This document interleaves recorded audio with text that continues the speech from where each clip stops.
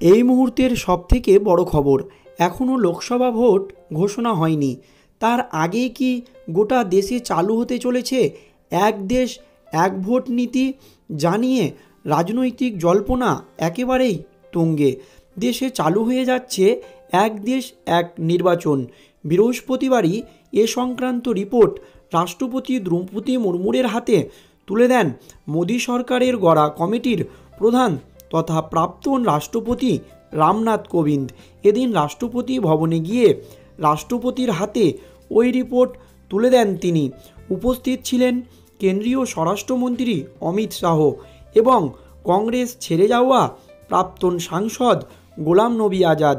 লোকসভা নির্বাচনের সঙ্গে সঙ্গেই কি সব রাজ্যে বিধানসভা নির্বাচনও সেরে ফেলতে চাইছে মোদী সরকার? তাদের যুক্তি, এতে নির্বাচনী ব্যয় কমবে। একটি ভোটার তালিকায় দুটি নির্বাচন হওয়ায় কাজের চাপ কমবে সরকারি কর্মচারীদের। বিভিন্ন সময় বিধানসভা নির্বাচন লাগু হওয়ায় আদর্শ আচরণবিধি তৈরি হয়। তার জেরে উন্নয়ন থমকে যায় গোটা দেশের। লোকসভার সঙ্গে বিধানসভাগুলির নির্বাচন হলে উন্নয়নের চাকা গড়াবে দ্রুত গতিতে, মত মোদী সরকারের। মোদী সরকারের এই ভাবনাকে নীতিগতভাবে সমর্থন জানিয়ে নীতি আয়োগ, আইন কমিশন এবং নির্বাচন কমিশন নির্বাচনী খরচ বাঁচাতে চাইছে। 2014 সালে ক্ষমতায় এসেই এক দেশ এক নির্বাচন তত্ত্বের যোগান করেছিলেন প্রধানমন্ত্রী নরেন্দ্র মোদী। প্রধানমন্ত্রীর ভাবনাকে বাস্তবে রূপদান করতেই গত বছর 1 সেপ্টেম্বর প্রাক্তন রাষ্ট্রপতি রামনাথ কোবিন্দের নেতৃত্বে কমিটি গড়ে মোদী সরকার। এদিন 18,000 পাতার সেই রিপোর্টটি রাষ্ট্রপতি দ্রৌপদী মুর্মুর হাতে তুলে দেওয়া হয়। কেন্দ্রীয় স্বরাষ্ট্রমন্ত্রীর দাবি, ঐক্যমত্যের ভিত্তিতেই রাষ্ট্রপতির কাছে পেশ করা হয়েছে সুপারিশগুলি। এক দেশ এক নির্বাচনের সপক্ষে বলতে গিয়ে কেন্দ্রীয় আইনমন্ত্রী অর্জুন রাম এবং মেঘওয়াল রাজ্যসভায় বলেছিলেন, এর ফলে যে বিপুল পরিমাণ অর্থের সাশ্রয় হবে তা রাজনৈতিক দলের প্রার্থীদের প্রচারে ব্যয় হতে পারে। এই নীতি কার্যকর হলে উন্নয়নমূলক প্রকল্পগুলির গতি বাড়বে গোটা দেশে। জানা গিয়েছে, এদিন যে রিপোর্টটি পেশ করা হয়েছে তাতে কমিটি সর্বসম্মতভাবে গোটা দেশ একসঙ্গে সব নির্বাচন করার পক্ষে সায় দিয়েছে। প্রথম ধাপে লোকসভা নির্বাচনের সঙ্গে রাজ্যের বিধানসভাগুলির নির্বাচন সেরে ফেলা হবে। পরবর্তী 100 দিনের মধ্যে পৌরসভা এবং পঞ্চায়েত স্তরের স্থানীয় নির্বাচন সেরে ফেলার সুপারিশ করা হয়েছে ওই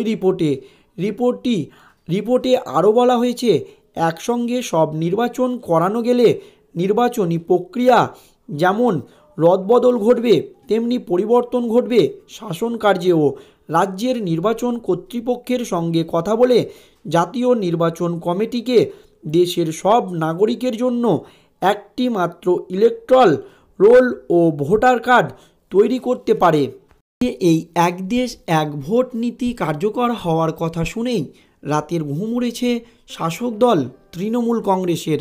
কারণ পশ্চিমবঙ্গে 2026 সালের বিধানসভা ভোটে যে সরকার নির্বাচিত হয়ে আসবে তার মেয়াদ শেষ হয়ে যাবে 3 বছর পর 2029 সালে। এই রকমভাবে মেয়াদ শেষ হয়ে যাবে 2026 সালে বিধানসভার ভোট হওয়া অন্য কয়েকটি রাজ্যেরও। 2021 সালের মার্চ এপ্রিল মাসে পশ্চিমবঙ্গের সঙ্গেই বিধানসভা ভোট হয়েছিল তামিলনাড়ু, কেরল, আসাম, পুদুচেরি। অর্থাৎ 2026 সালের গোড়ায় এই 5 রাজ্যে বিধানসভা ভোট হওয়ার কথা।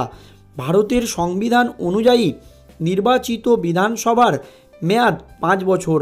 ফলে বাংলা সহ 5 রাজ্যের সেই বিধানসভার মেয়াদ 2031 পর্যন্ত থাকা উচিত।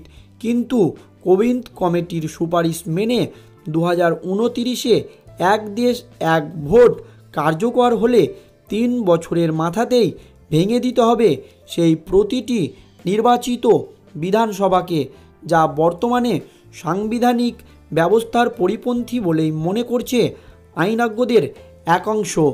তবে প্রসঙ্গত বিরোধী দলগুলি আগেই প্রশ্ন তুলেছিল, এক ভোট ব্যবস্থা চালুর পরে কেন্দ্র বা কোনো রাজ্যে 5 বছরের আগে নির্বাচিত সরকার পড়ে গেলে কী হবে।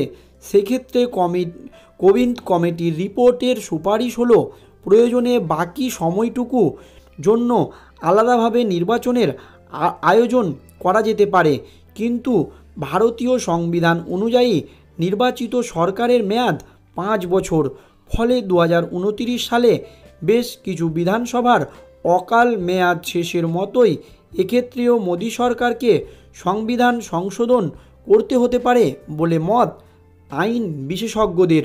গত 2 দশক ধরে লোকসভা ভোটের সঙ্গেই অন্ধ্রপ্রদেশ, উড়িষ্যা, সিকিম এবং অরুণাচল প্রদেশের নির্বাচন হচ্ছে। বস্তুত এক দেশ এক ভোট কার্যকর হলে 4 রাজ্য ছাড়া অন্য সবকটি বিধানসভার মেয়াদ শেষ হবে নির্ধারিত 5 বছর আগেই। শুধু লোকসভা বা বিধানসভা নয়, পরবর্তী সময়ে এক ভোট এক কর্মসূচিকে পৌরসভা এবং পঞ্চায়েতগুলিকে যুক্ত করার কথা বলেছে কোবিন্দ কমিটি। রিপোর্টে সুপারিশ করা হয়েছে পরবর্তী ধাপে লোকসভা এবং বিধানসভা ভোটের 100 দিনের মধ্যে যাতে পৌরসভা এবং পঞ্চায়েতের ভোটগুলির আয়োজন করা হয় তার ব্যবস্থাও করতে হবে। ফলে পরবর্তী ধাপে দেশের বিভিন্ন পঞ্চায়েত ও পৌরসভার মেয়াদ শেষ হতে পারে অকালেই বলে মনে করছে রাজনৈতিকবিদদের একাংশ। প্রসঙ্গত চলতি সপ্তাহেই লোকসভা নির্বাচন ঘোষণা হতে পারে। তার আগে বৃহস্পতিবার কেন্দ্রীয় স্বরাষ্ট্রমন্ত্রী অমিত শাহ সহ কমিটির সদস্যরা রাষ্ট্রপতি ভবনে গিয়ে দ্রৌপদী মুর্মুর হাতে রিপোর্টটি তুলে দেন। সেখানেই লিখিত রয়েছে রিপোর্টটি সম্পর্কে 8 খণ্ডে বিভক্ত 18,000 পাতার ওই রিপোর্টটি কমিটির সদস্যদের সম্মতির ভিত্তিতে তৈরি হয়েছে বলে কোবিন্দ জানিয়েছে। 2029 সালে এক দেশ এক ভোট নীতি কার্যকরের জন্য কয়েক দফা সুপারিশ করেছে কোবিন্দ কমিটি। তাতে একসঙ্গে লোকসভা এবং বিধানসভা ভোট করানোর জন্য প্রয়োজনীয় বিকল্প আইনি ও প্রশাসনিক পরিকাঠামো গড়ার কথা বলা হয়েছে। এক দেশ এক ভোট কার্যকর করার যুক্তি দিতে গিয়ে প্রথমেই উন্নয়ন এবং আর্থিক বৃদ্ধির প্রসঙ্গ টেনে এনেছে কমিটি। রিপোর্টে বলা হয়েছে প্রতি ভোটের আগে আলাদা করে আদর্শ নির্বাচন বিধি ঘোষণার ফলে উন্নয়নমূলক কর্মসূচি ব্যাহত হয়ে যায়, যা নেতিবাচক প্রভাব পড়ে আর্থিক বৃদ্ধিতে। একসঙ্গে ভোট হলে তা এড়ানো সম্ভব।